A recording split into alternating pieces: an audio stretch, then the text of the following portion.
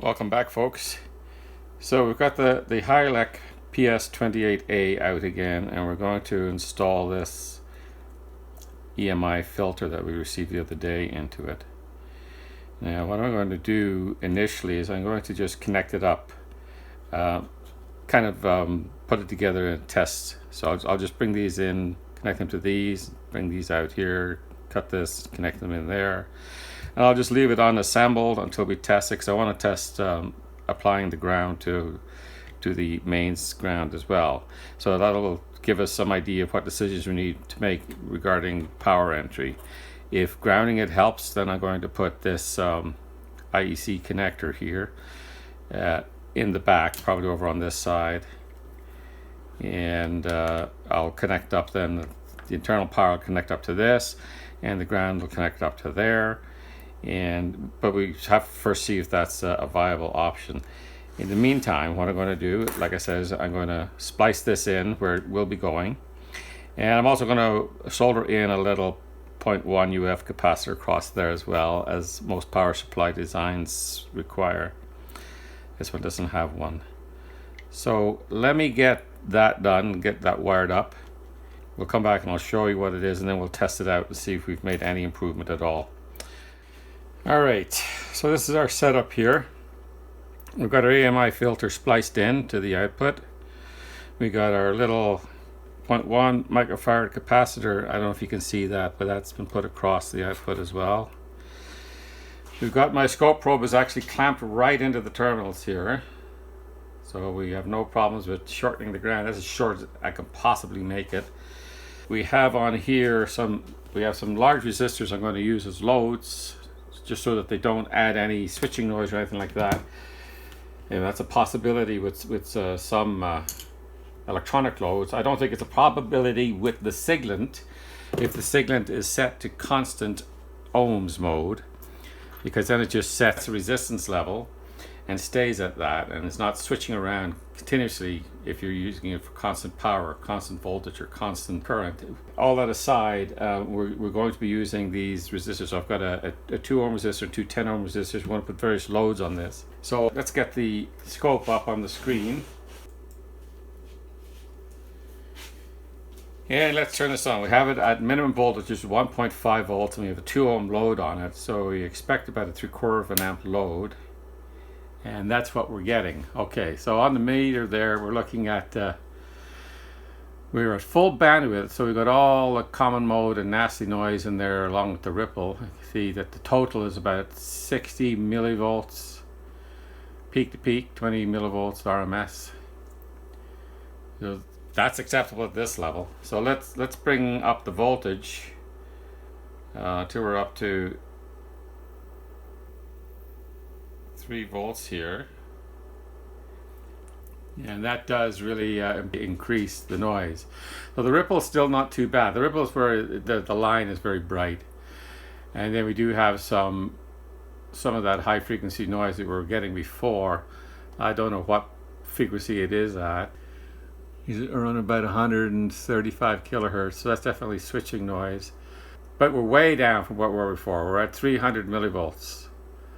Instead of 3 volts or whatever it was the last time we looked, without the EMI filter.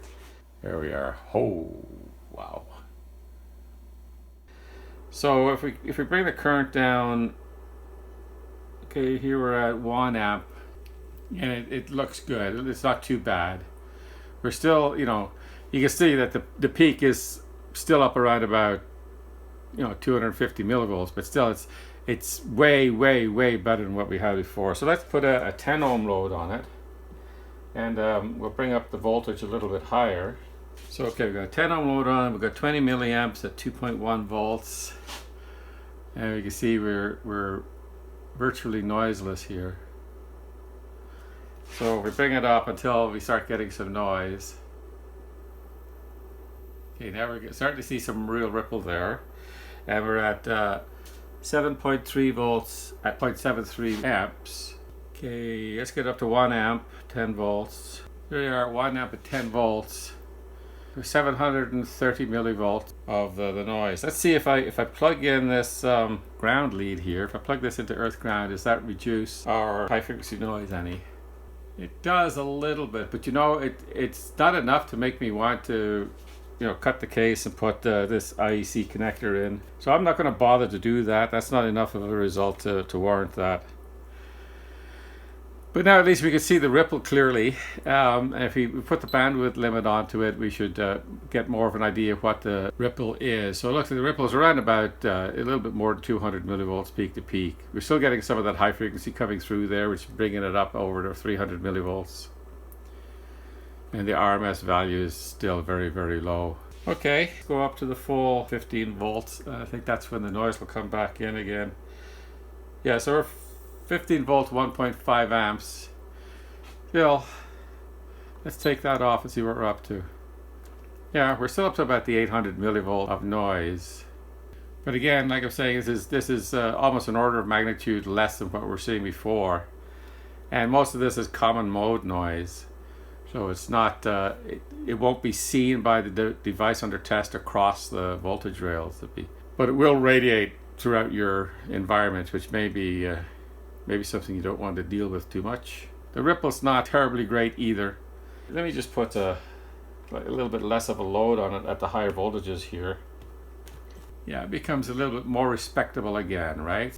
We still got the odd peak up around 750 millivolts, and the RMS is 360 millivolts. So that we're reading here, 15 volts at 3/4 of an amp. Bring us down to 10 volts. Okay, 10 volts, we're down to about 150 millivolts of ripple. We need a little bit more amplitude, I think. There we go. Here we got about 380 millivolts of high frequency noise. So okay, I'm going to call this a partial success. I think we have really reduced the noise. The grounding doesn't do any good. I'm just going to trim that off and tie it out of the way. And we're just going to go ahead and stick that in with some double-sided tape, which is already on the other side of the can here. It's a partial success. We have something that's usable within certain limits. If we keep it down to about half a load, it seems to behave just fine. Up near 2 amps, it's not doing so good. In fact, anything past about 1.3 amps, and it gets a little wild still for my taste. It might do okay for, you know, rough and ready circuitry like motors and stuff like that, but nothing too sensitive. If you want to drive sensitive stuff, keep it down less than 3/4 of an amp, and I think it'll be fine. So let me get this. I'm going to tie wrap this in too. I got those holes drilled there. I'm going to put some tie wraps around it. I'll show you what that looks like, and then we'll put the case back on it and put it to bed. So yeah, that's just where I put the sticky tape there. It's just sponge tape, incredibly sticky. I'm just going to put this in here like that, as far over as I can, out of the way, and then tie wrap it. Okay, she's all ready to be sealed up. That's in there good and tight. Everything's all tie wrapped down out of the way. Yeah, this case is not as easy to put together as you might first assume, because of this stupid sloping front on it. It requires a little bit of finesse.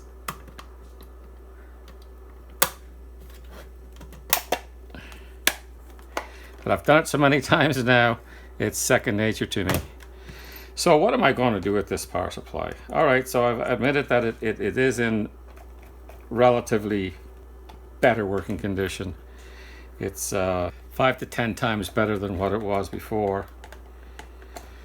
But it's still not something I would rely on for very sensitive stuff, especially at anything beyond about an amp. It's seems to be missing a screw. There it is.